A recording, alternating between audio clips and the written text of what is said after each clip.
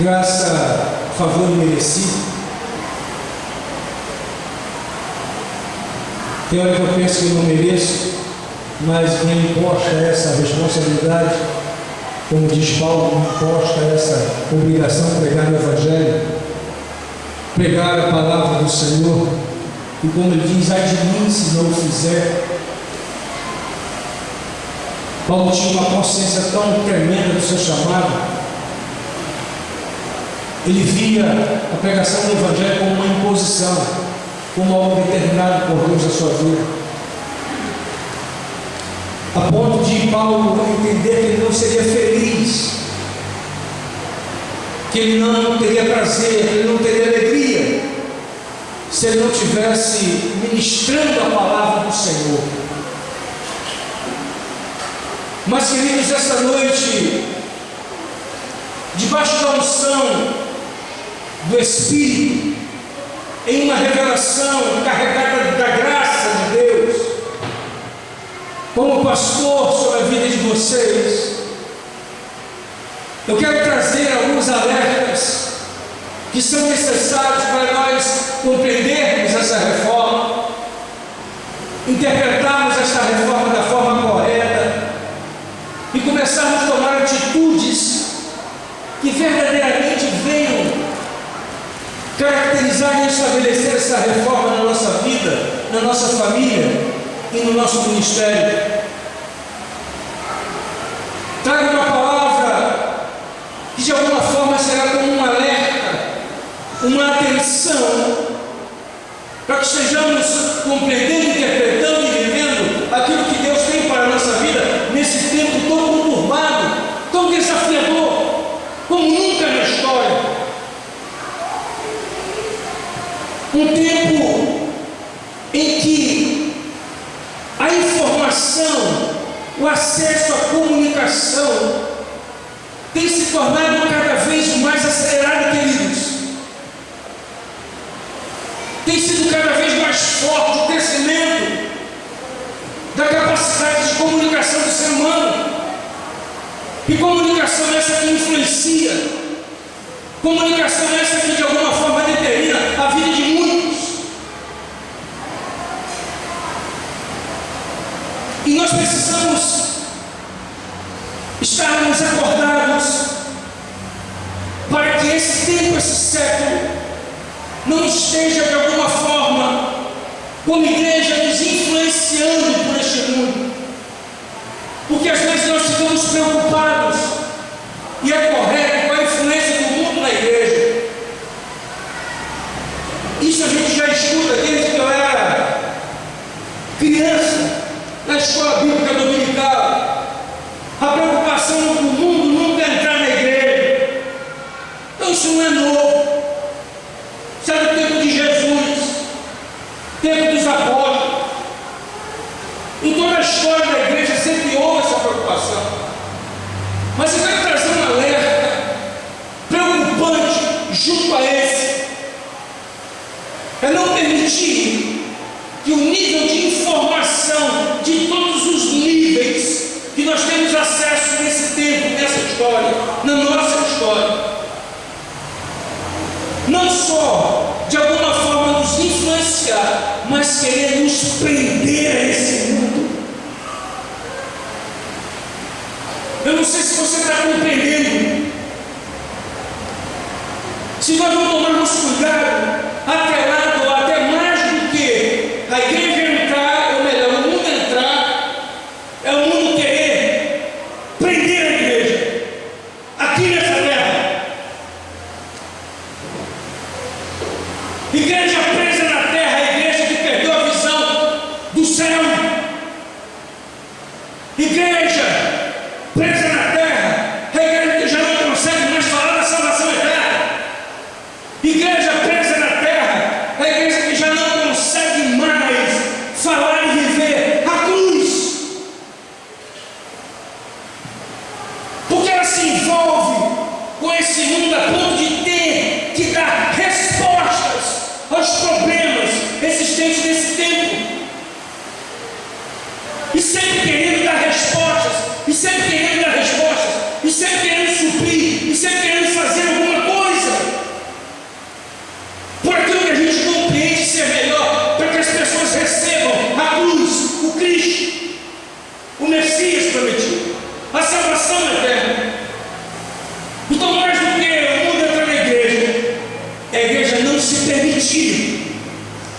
se prender a esse mundo.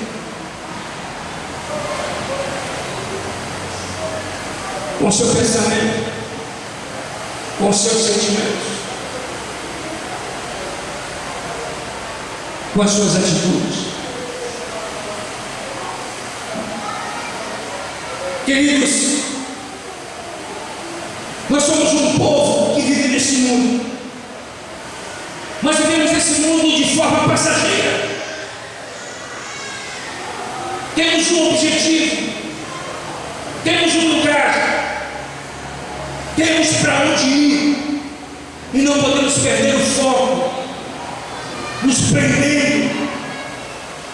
E eu trago esse alerta, porque às vezes, se nós não acordarmos, querido, o próprio reino, ou aquilo que nós interpretamos a respeito do reino, pode ser esse instrumento para tentar nos prender a esse mundo.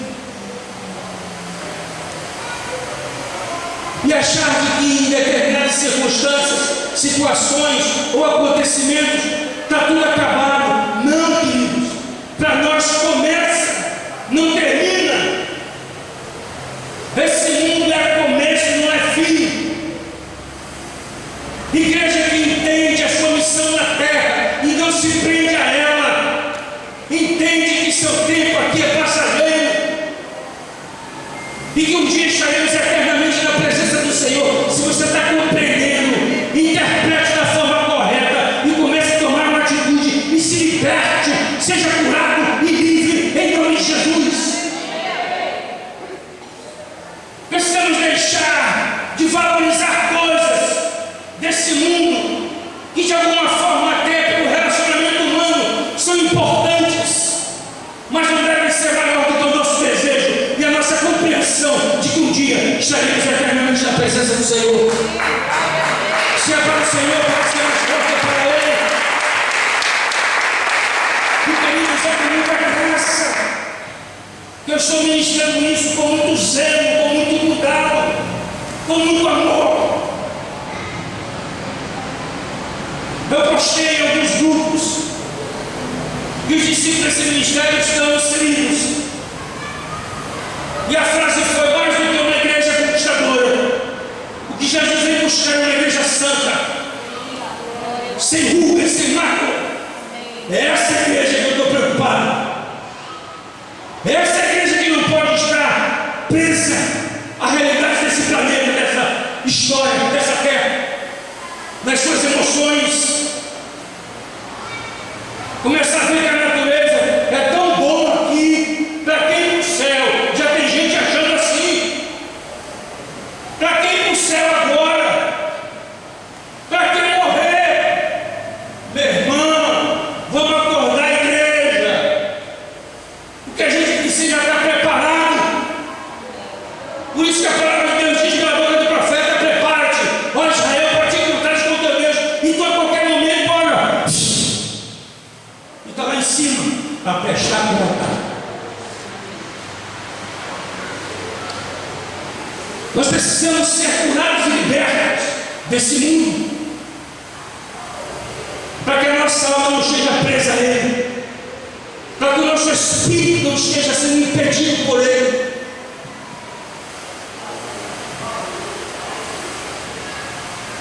Historicamente, eu quero utilizar dois exemplos poderosos que vêm trazer luz a esse ensino,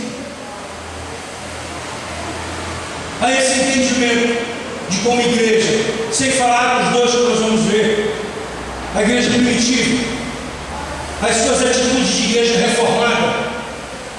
Mas eu quero, primeiramente, um fato histórico, porque você pode estar pensando: então, apóstolo, o mais importante que é conquistar esse santo. Você vai entender agora. É igual fé e fidelidade, queridos. Andam juntas, senão uma completa a outra. Então, santidade gera conquista, e santidade consolida a conquista. Quer um exemplo histórico? A história de Israel, no tempo de Josué. Na cabeça de Josué, Moisés morreu. Porque morreu mesmo. Jesus levou, Deus levou, o Senhor levou. Mas na cabeça dele, o que aconteceu? Acabou tudo. E agora, findou-se e foi chorar. E Deus disse: ei, meu filho, vem cá, espera lá. A história continua. Agora é você. Lembra que diante de Moisés, eu disse que você seria o sucessor? Está lá em Deuteronômio, quem não conhece a Bíblia. Eu disse que na frente dele que você seria o sucessor. Então chegou a hora, meu amigo, a história continua. Vamos para frente. E aí Josué assume, você sabe da história. Mas há algo que Deus manda Josué fazer, que eu quero que você entenda. Qual era a missão de Josué? Fazer o povo herdar a terra? Terra? Não ouvi. Terra? Diga, eu estou aqui, meu povo. Então, a missão de Josué era levar o povo a herdar a terra prometida. Qual é a missão da nossa igreja? Levar esse povo a herdar o céu. Sim ou não? Sim. Então, olha o paralelo aí. E nesse processo de posse da terra prometida de Josué, tinha que ter guerra, batalha e conquista.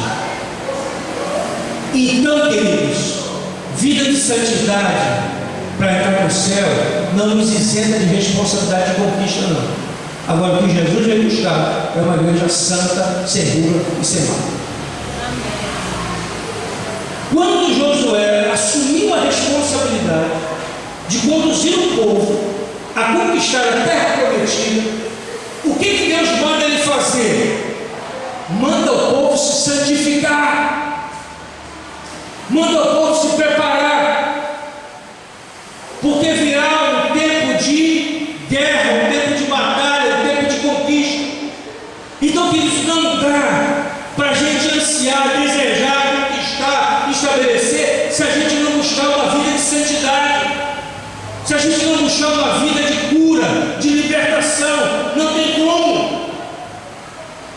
E aí Josué obedece, está lá no capítulo 3 de Josué, versículo 5. É só você conferir na Bíblia. E aí o povo vai e entra no processo de santificação. E aí você sabe que a primeira cidade que eles conquistaram, que a história que até Hollywood já fez filme, de quê? Jericó. As muralhas de Jericó caíram. Dentro dessa proposta de santidade e conquista de territórios, conquista de bênção, conquista de promessa, conquista daquilo que Deus quer fazer, do que Deus quer estabelecer, o que era a vontade de Deus, a visão de Deus para Israel, conquistar a terra prometida. E a visão de Deus para nós esse ano é que temos um processo de reforma que venha cura e libertação sobre a nossa vida, nossa família, nosso ministério. Se você crê, diga amém. Ok, mas aí a gente vai entender que a santidade ou a santificação é algo que precisa ser buscado e renovado na nossa vida. Mas teve um que não entendeu, não compreendeu, interpretou da forma errada e fez a coisa errada.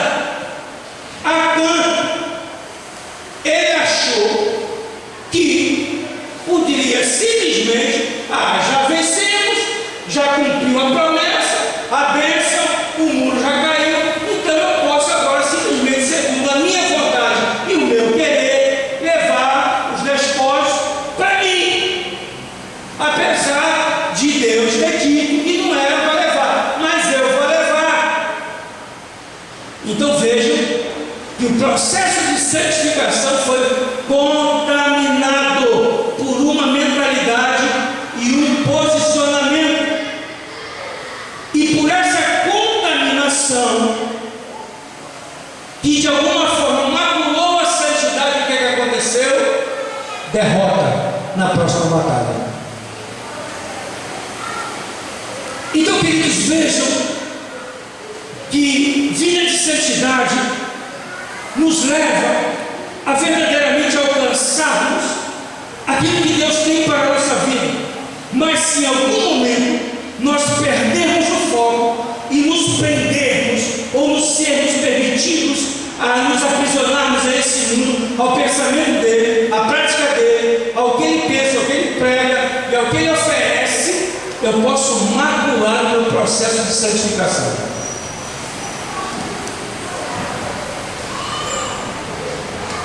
Diga-se da pessoa que está do seu lado: meu irmão, em santidade nós venceremos as batalhas e alcançaremos a nossa promessa. Dê um aplauso aí em nome de Jesus. Pode ser mais perto nessa porta.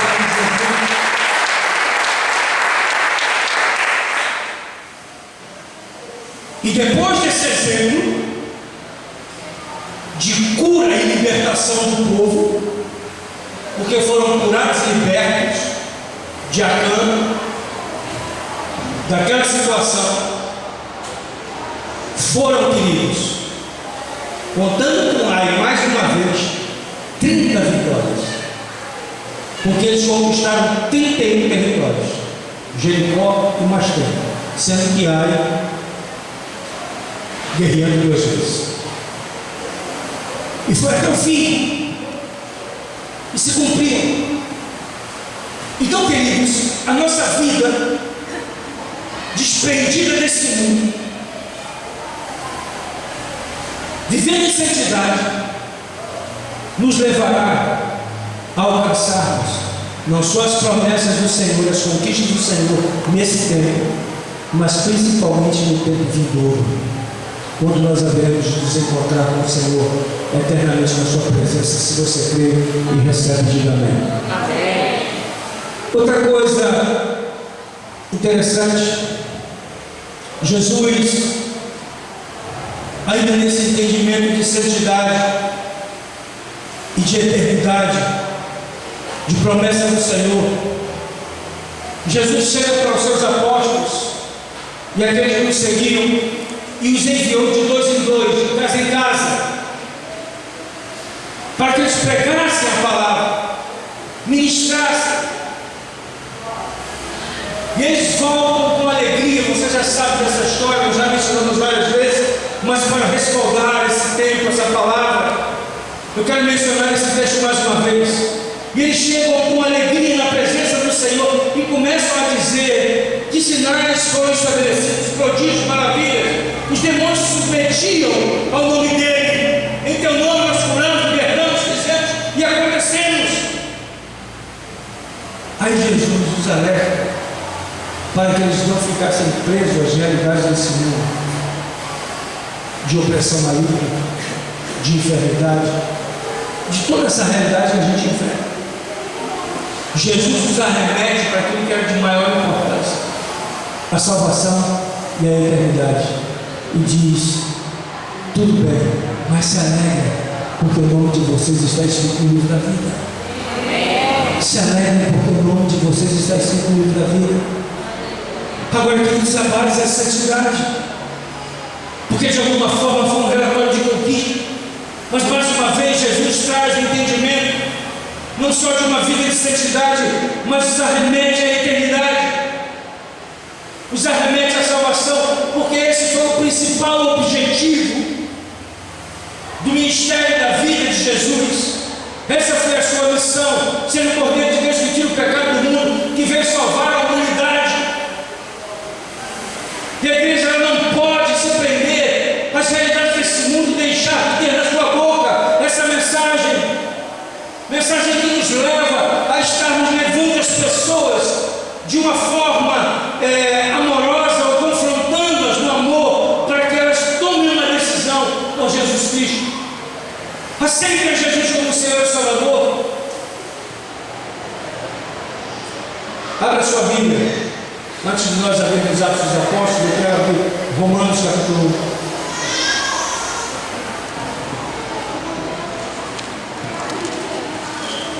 1. porque isso só foi a introdução.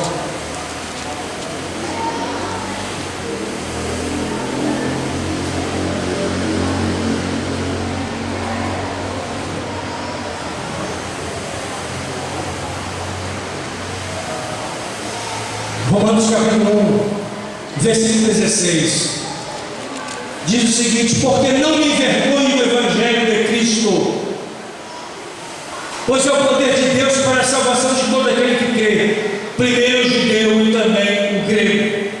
Vou ler de novo: porque não me envergonho do Evangelho de Cristo, pois é o poder de Deus para a salvação de todo aquele que crê, primeiro ao judeu e também ao grego. O apóstolo Paulo, escrevendo à igreja de Roma, aos romanos, ele traz a compreensão exata, fidedigna do Evangelho. O que significa Evangelho? No grego significa boas novas, boas notícias, notícias alvissareiras. Então, quando nós falamos do Evangelho segundo João, Mateus, Marcos e Lucas, são as boas notícias a respeito de Jesus. Agora ele está dizendo que esse Evangelho tem poder, tem autoridade, tem força. Para quê, queridos? Para a salvação. Então o Evangelho, a mensagem da cruz, é uma mensagem de salvação através do arrependimento. Então é poder de Deus para a salvação de todo aquele que crê. Domingo passado nós falamos que não existe reforma sem cruz, não existe reforma sem boas novas, não existe reforma sem salvação, não existe reforma sem novo nascimento. É o primeiro processo em que nós somos alcançados, e por sermos alcançados por esse poder salvífico, salvador, nós temos direito pelo arrependimento e pelo sangue do Cordeiro à salvação eterna. E nós não podemos estar mais presos a este mundo e simplesmente esquecendo e valorizando, dando importância à salvação eterna e vendo muita gente indo para o inferno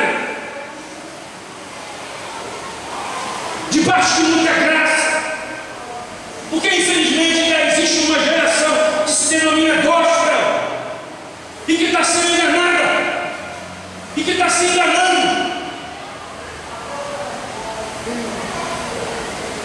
com a falta de compreensão do Evangelho, com a interpretação errada desse Evangelho, e consequentemente não tem alcançado o resultado pelo qual esse Evangelho foi estabelecido. E aí nós entendemos, como também vimos no domingo passado, que essa reforma ela não existe se não passar por Pentecostes, porque o selo é a confirmação da obra do novo nascimento, porque passamos pelo processo do convencimento do Espírito Santo e entrarmos, queridos, nessa dimensão,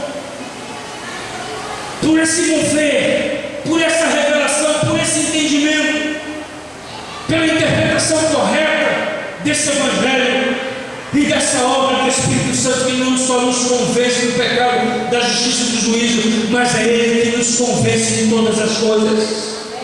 E se nós abrirmos o coração, verdadeiramente o Espírito Santo estará sempre nos colocando na rota certa, no caminho certo, na direção correta, para alcançarmos as conquistas que Deus tem para nós, como vida pessoal, vida familiar, vida profissional, vida ministerial, em todas as áreas da nossa vida. E entendermos que essa é a vontade de Deus, e nós começamos a vivermos nesse entendimento, nesse nível, de que nós precisamos verdadeiramente sermos reformados. Querido, a Bíblia não foi escrita para o mundo, a Bíblia foi escrita para o povo de Deus, para Israel, a Bíblia foi escrita para a sua igreja. Então tudo que está revelado na palavra não é para o mundo, é para que o mundo seja alcançado por ela, mas não é para o mundo, é para nós como igreja, é para Israel como povo de Deus. Se você está entendendo, diga amém. Então essa palavra é para mim e para você, essa reforma é para mim e para você. Então eu creio que nós veremos essa reforma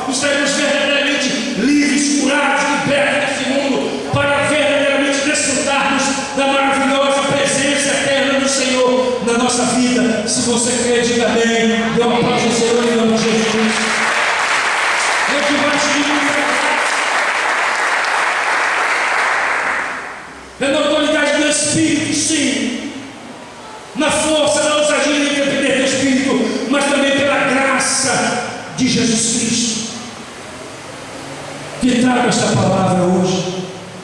Palavra para reflexão, sim, compreensão, interpretação correta, mas acima de tudo para uma mudança de atitude. Estamos nos colocando diante do Senhor.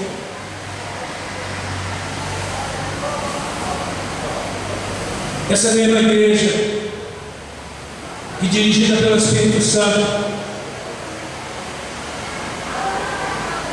ela teve a oportunidade de estar se movendo. E lá em Atos 2, nós encontramos o Pentecostes, quando o Espírito Santo desceu, cumprindo a profecia. E descerá sobre vós o Espírito Santo. Está lá em Atos, capítulo 1, versículo 8. E esse Espírito também de poder, o mesmo poder que há no Evangelho. E recebereis a virtude, o poder do Espírito Santo, que há de vir sobre vós, e sereis testemunha tanto em Jerusalém como em toda a Judéia e Samaria e aos confins da terra. Então vejam que é o poder para estarmos o quê? Pregando a palavra, pregando as boas novas, para que vidas sejam alcançadas. Mas vejam alguns elementos importantes para nós como igreja.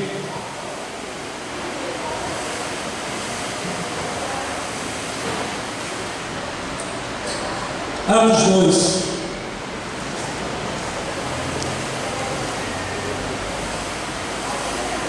A partir do versículo 37.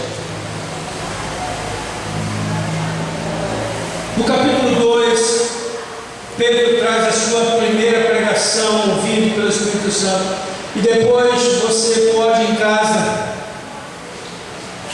está lendo o texto, que você vai ver que ele narra a história da crucificação, o entendimento profético desde Davi, a profecia sobre o Messias. Mas a partir do versículo 37 do capítulo 2 diz o seguinte: ouvindo ele essas coisas, quem? O povo. Depois que o povo viu essas coisas, que coisa? A mensagem, a palavra de Pedro. Compungiram-se em seus corações e disseram a Pedro e aos demais apóstolos: que faremos, varões e irmãos? Por que os chamam de irmãos? Porque eram judeus. Por isso que Paulo está dizendo que o Evangelho é o poder de Deus para a salvação quando aquele crê, primeiro em judeu, para que se cumprisse a palavra ou o entendimento da revelação. Veio para que eram os seus, mas os seus não receberam. Mas Deus o poder de se tornarem filhos de Deus aos que creem no seu nome. Evangelho de João, capítulo 1, versículo 12. Então aqui mais uma vez nós entendemos esta verdade quando ele diz: que faremos, varões e irmãos? E disse-lhes Pedro: arrependei-vos e cada um de vós seja batizado em nome de Jesus Cristo para perdão dos pecados, e recebereis o dom do Espírito Santo, porque a promessa de luz pertence a vós, a vossos filhos e a todos que estão longe, a tantos quantos Deus nosso Senhor chamar. E com muitas outras palavras testificava e exortava, dizendo: salvai-nos dessa geração perversa. Para aí, salvai-nos dessa geração perversa, que usa todo nível de comunicação para tentar nos prender à realidade desse mundo, para que a gente goste desse mundo, para que a gente goste das coisas desse mundo, para que a gente goste do pensamento desse mundo, para que a gente se envolva nas obras da carne. Então a palavra é de arrependimento, mas também salvai-nos dessa geração geração segundo o Evangelho de João, as boas novas, para a salvação, diz que já está perdido e condenado. Então nós precisamos nos salvar desta geração.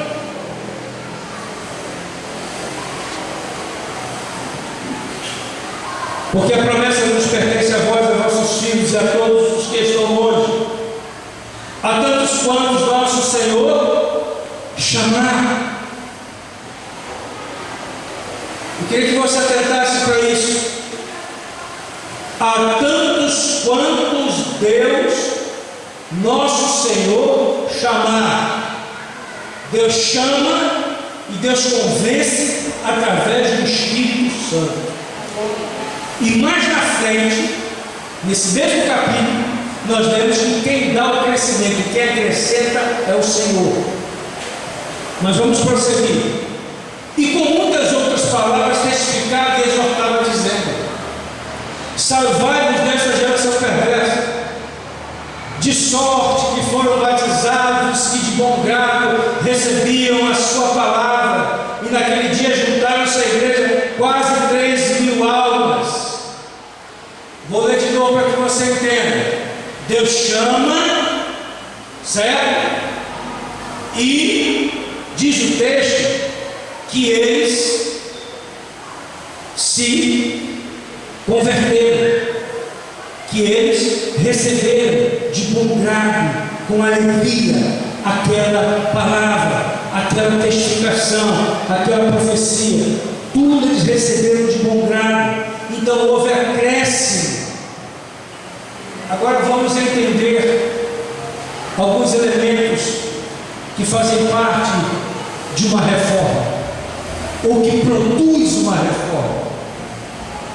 Primeiro diz o versículo 42: e perseveravam na doutrina dos apóstolos.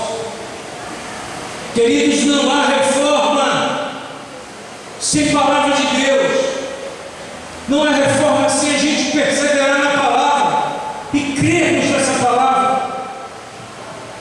Então, se eu quero viver algo novo na minha vida, a palavra de Deus está me dizendo, está nos dizendo nesta noite, que se eu perseverar nessa palavra, nesse conhecimento, e aqui diz na doutrina dos apóstolos, porque ele já está mencionando o que Pedro já estava ensinando, aquilo que eles estavam recebendo. Então eles começaram a perseverar, a crer nessa verdade. Então eu preciso perseverar, eu preciso crer e perseverar, porque muitas vezes as circunstâncias que nos levam, ao invés de perseverarmos, ficarmos pelo meio do caminho. Mas uma reforma, ela se estabelece por aqueles que perseveram, por aqueles que creem. E eu creio que eu estou diante de uma igreja que tem perseverado nessa doutrina, nessa palavra, nesse ensino. Se você crê, recebe, diga amém, em nome de Jesus. Amém. E ele continua dizendo que eles perseveravam e na comunhão, e no partir do pão, e nas orações. Então o processo da perseverança era alimentado pela oração e também pelo partir do pão, pela comunhão, em que eles entendiam já naquele tempo a importância de estarem memoriando o sacrifício de Jesus Cristo na cruz. Muitas vezes nós deixamos de ver o melhor de Deus por não estarmos perseverando, não estarmos em comunhão com o Espírito e não entendermos a importância do memorial da cruz, do Calvário, do sacrifício de Jesus. E o que é que isso pode promover na minha vida? Numa interpretação de avivamento, de vida, e não de uma forma religiosa que não produz nada, que não produz mudança na minha vida. E diz o texto que em toda a alma havia temor. Querido, a igreja ela precisa voltar a partir de uma reforma. voltar a viver o temor ao Senhor, porque o temor ao Senhor é o princípio da sabedoria, diz Salomão. Eu estarei demonstrando sabedoria quando eu busco temer ao Senhor, e esse temor aqui fala de honra, fala de respeito, e pode até de alguma forma falar, não do medo no sentido pejorativo, porque a gente sabe que é algo espiritual, mas verdadeiramente de temor, de honra diante do Senhor, de honrarmos a sua presença, honrarmos a sua palavra, honrarmos as suas manifestações através de cura, de libertação, de tudo que Ele promove na vida das pessoas. E consequentemente, sinais, maravilhas estavam se estabelecendo, e todos criam. Diga à pessoa que está do seu lado: tem que crer. Diga de novo: tem que crer.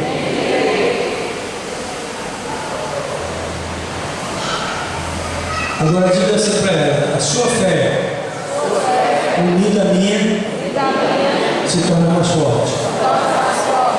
Diga de novo: a sua fé junto da minha se torna mais forte, e podemos alcançar coisas maiores. E todos os que criam estavam juntos. Eu vou ler de novo para que você entenda o que deve alimentar, o que deve estabelecer uma reforma. Fé, mas também unidade no Espírito, porque fé é algo espiritual que move o mundo natural, mas é espiritual, e eles estavam juntos. Mas algo mais profundo, queridos, que deve mover essa reforma, não só a fé não estar juntos, mas diz o texto que eles tinham tudo em comum, todas as coisas em comum, por entenderem que tinha um só Deus, um só Espírito, um só Senhor, um só batismo, uma só fé. Então eles estavam juntos e tinham tudo em comum. Há uma diferença, é uma outra dimensão. Você pode estar do meu lado, mas não estar comungando comigo, não estar concordando comigo, não está aceitando o meu nível de fé, não está crendo no mesmo nível. Mas aqui o texto está nos dizendo que eles criam, estavam juntos e tinham tudo em comum. E esse sentimento de comum, de comunidade, de corpo, fazia com que eles tomassem atitudes em direção a eles mesmos, abençoando uns aos outros. Precisamos viver a reforma para nos tornarmos juntos, mas também termos tudo em comum, em que o nosso pensamento é o mesmo, a nossa palavra é a mesma, as nossas atitudes são as mesmas, apesar de sermos pessoas diferentes. E diz o texto que eles tomavam atitudes de se desfazer daquilo que é importante. Aí vem mais uma vez a questão: o inimigo quer nos aprisionar nesse mundo, as realidades desse mundo, a visão de conquista desse mundo. Porque quanto mais a gente investe nesse mundo, mais a gente se apega a ele. Todo mundo aqui acredita que vai para o céu. Diga amém! Agora quem quer ir agora? Quem está disposto a ir agora? Ah, mas tem meu pai, tem minha mãe, tem minha mulher, tem meu filho. Quando é que eu vou ficar aqui na terra? Como é que vai ser? Ah, meu irmão, não é você que decide, não. Não somos nós que decidimos. E às vezes as nossas atitudes é que precipitaram isso. Sabe por quê? Porque apesar de saber que a gente vai para o céu, mas se chegar na hora H, a gente refuga, porque a gente continua preso ainda às coisas desse mundo. O inimigo está usando de tudo no mundo para a gente de alguma forma se sentir preso a esse mundo. Então essa reforma veio para nos libertar, nos curar desse mundo, salvar-nos dessa geração perversa. Se liberte desse mundo, porque senão na hora H, talvez tenha um sentimento no teu coração de querer ficar aqui no tempo do céu. Está tão bom aqui para quem do céu. Jesus. E todos os que criam estavam juntos e tinham tudo em comum. Vendiam suas propriedades. Pode desfazer. Não tinha avarento, não. Se tivesse que dedicar alguma coisa, dedicava. Fazia para ver que estava abençoado. Mas não era aproveitador de sentir no meio do povo, não. Porque tem gente que precisa, mas tem gente que é só da nova aliança.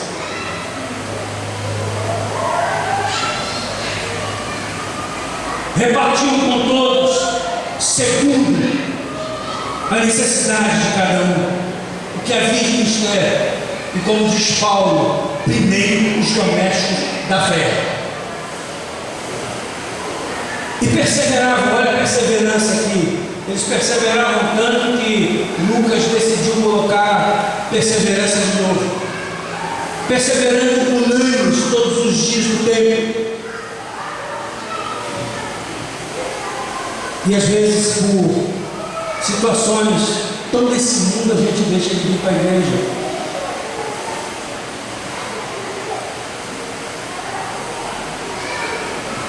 Por situações desse mundo, por situações dos nossos limites, da nossa vontade, nós deixamos, eles perseveravam todos os dias do tempo, repartiam pão de casa em casa.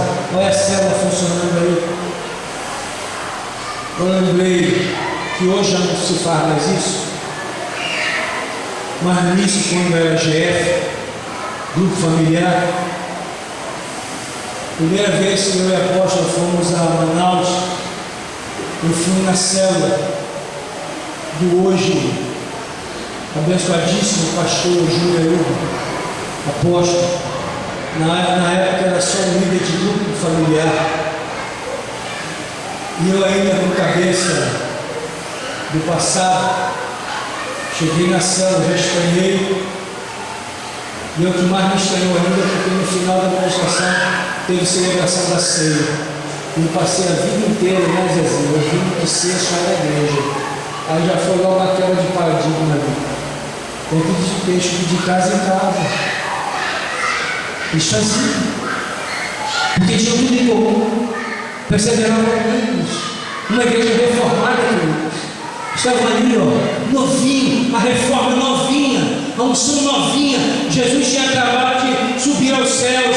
Aí 50 dias depois, só 50 dias agora estava fresquinho, unção nova, unção fresca, renovada, a reforma estabelecida, tudo ali no fogo. Caminham juntos com alegria e singeleza no coração, louvando a Deus, sabendo que tudo que era, tudo que tinham, tudo que possuíam, era por causa de Deus, e tendo dado graça. Agora o que isso é interessante, louvando a Deus e tendo graça para com todo o povo.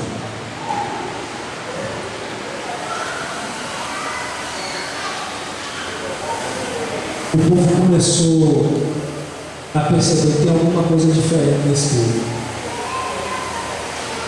Eles não são como os escribas e fariseus. Eles não são como os sacerdotes. Tem alguma coisa diferente nesse povo. É diferente do que a gente está acostumado a ver. Por isso que eu estava dizendo ontem aos líderes da rede juvenil. Tudo que é novo, querido, traz desconforto dos que são e dos de fora. Porque começa a ver logo alguma coisa diferente. Tem alguma coisa diferente. Aí uns concordam, outros discordam e começa a Babilônia. Começa a conversaria. Será que é? Será que não é? Mas aqui, pelo nível de testemunho de vida que essa igreja, pela perseverança, pela doutrina, pela comunhão, pela oração, pelo partir do pão, por terem tudo em comum, por repartir uns aos outros, por estarem unânimes, por louvarem ao Senhor, por fazerem tudo aquilo, o Senhor, diz a palavra, e todos os dias acrescentava o Senhor à igreja aqueles que se haviam de salvar. Porque quem faz o convencimento é o Espírito Santo. Então, louvando a Deus e tendo a graça do povo. E graças a Deus, queridos, que nós temos esta graça. Agora que eu acho engraçado, que aí dá vontade de achar graça, né? Porque tem gente que diz que é, mas não aparece, não dizia, não oferta. Não, mas eu sou, hein? A gente é tão agraciado, acho que o povo gosta toda hora tanto para a gente, ainda tem gente que diz que é e não aparece. Porque é muita graça que Deus nos dá. Essa reforma promovida pela cruz e consolidada pelo Espírito em Pentecostes nos levará a viver uma dimensão, queridos, de conquistas tremendas, rumo às nossas promessas, rumo àquilo que Deus tem prometido historicamente para nós, não só nesta terra, mas principalmente na terra vindoura, na vida vindoura, na que há de vir. Por essa santidade, por essa busca, por esse mover diante do Senhor, louvando, celebrando, se consagrando e crendo naquilo que Deus tem estabelecido na nossa vida. Porque Deus é que faz todas as coisas. Cada vez que Josué enfrentava um povo, Deus lhe dava vitória. A exemplo de Jericó, vai que eu já tenho lhe dado Jericó, já está Jericó nas tuas mãos. Então, queridos, a nossa conquista já está nas nossas mãos. O que nós precisamos ouvir a voz do Espírito, interpretar da forma direita, fazermos o que é correto, buscarmos a santidade para que verdadeiramente venha se consumar nas nossas mãos aquilo que Deus tem para a nossa vida. Se você quer, diga amém. Os apóstolos entenderam em meio àquele desafio, foram consolidados, mas eles se tornaram pregadores do Evangelho, pregadores da palavra, e por isso fomos alcançados por essa reforma que hoje se faz necessário ser renovada na nossa vida. E é com muita graça, alegria, que hoje, diante do Senhor, elevando o nosso pensamento a Ele, pelo nosso Espírito, testificado pelo Espírito Santo de Deus, estamos entendendo que reforma é uma decisão, que reforma é uma decisão a ser buscada, reforma é uma decisão a ser vivida, e a palavra de Deus é que deve nos conduzir a essa verdade.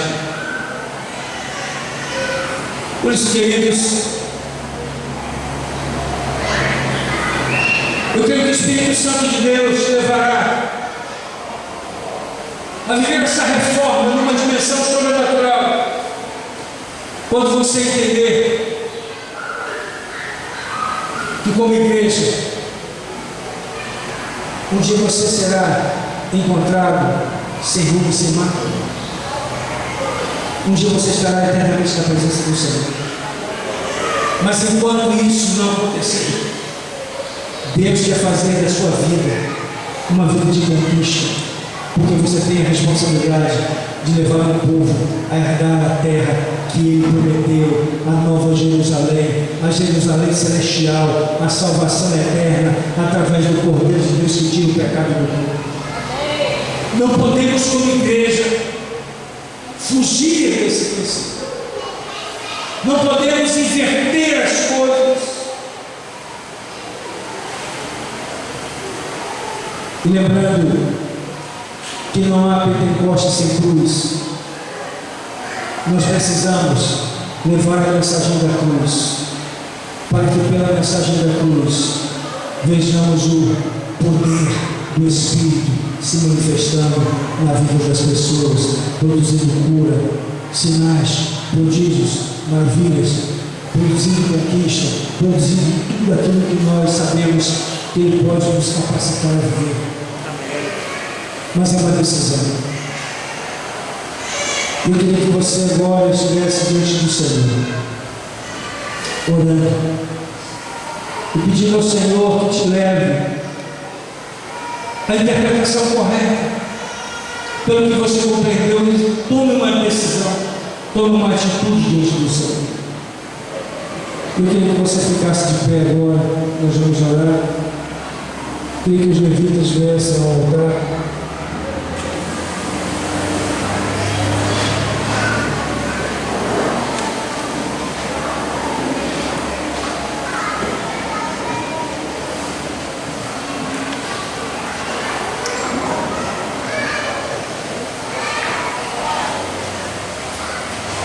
Feche os seus olhos.